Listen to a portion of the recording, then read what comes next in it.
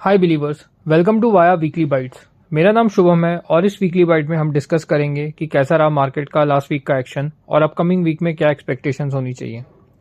Last week Nifty में 1% की rally देखने को मिली। Index heavyweight stocks like Reliance, TCS में अच्छा गेन देखने को मिला, जिससे Nifty record high of 24,400 levels को टच किया। बैंक निफ्टी भी 0.5% ऊपर क्लोज हुई। सारे बैंकों के Q1 FY25 के जो अपडेट्स आए हैं वो सब डिसेंट है। मिड कैप इंडेक्स 2.5% बढ़ा और स्मॉल कैप इंडेक्स 3.5% से बढ़ा। दोनों इंडेक्स ने निफ्टी को आउट परफॉर्म किया, तो ये कह सकते हैं कि काफ़ी ब्रॉड बेस्ड रैली चल रही है और काफ़ी सेक्टर्स और काफ़ी स्टॉक्स पार्टिसिपेट कर रहे हैं इस रैली में। एफआईआईज ने अप्रैल और मई के मंथ में 77,000 करोड़ की सेलिंग की थी, जो कि काफ़ी हैवी अमाउंट है। जून के मंथ में एफआईआईज ने 2,000 करोड़ की नेट बाइंग की है। अब एफआईआईज का फ्लो का नेट पॉजिटिव होना एक बहुत अच्छा साइन है and it will give stability and further push to the market. Overall markets काफ़ी ऑप्टिमिस्टिक है और 23 जुलाई को जो बजट प्रेजेंटेशन होने वाला है उससे भी मार्केट्स को अब काफ़ी होप बिल्डअप हो गई है। टेक्निकल पर्सपेक्टिव से लग नहीं रहा है कि यह रैली यहाँ रुक जाएगी और market can head towards 24,600 levels next week और 24,000 से लेकर 24,200 के बीच में काफ़ी स्ट्रॉन्ग सपोर्ट भी है।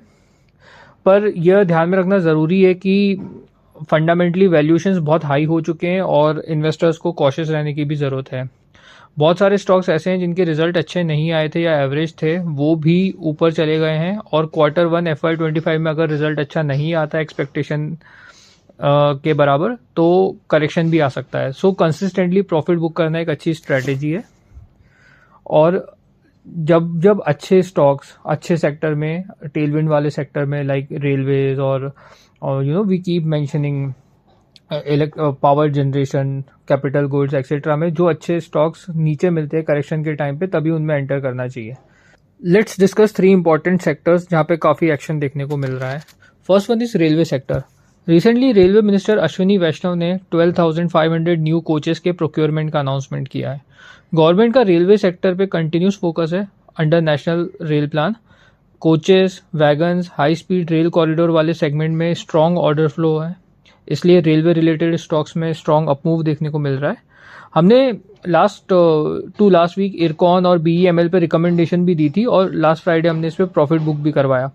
सारे railway stocks like IRFC, RVNL, RailTel, rights पे हमारा पॉजिटिव स्टैंड है और हर डिप पे बाय करने के लिए हमने रिकमेंड भी किया है।